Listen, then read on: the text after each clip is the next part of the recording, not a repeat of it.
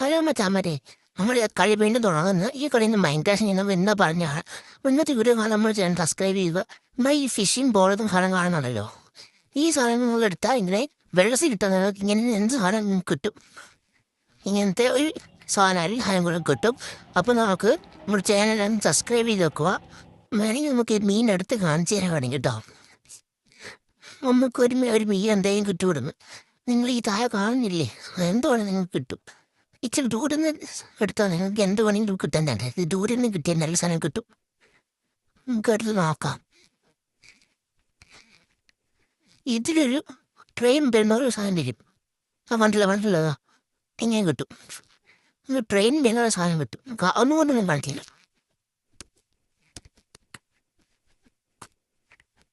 വരുന്നില്ലുള്ളത് ഇവിടെ ഇച്ചിരി സമയം പോകേണ്ടതാ വരുന്നത്.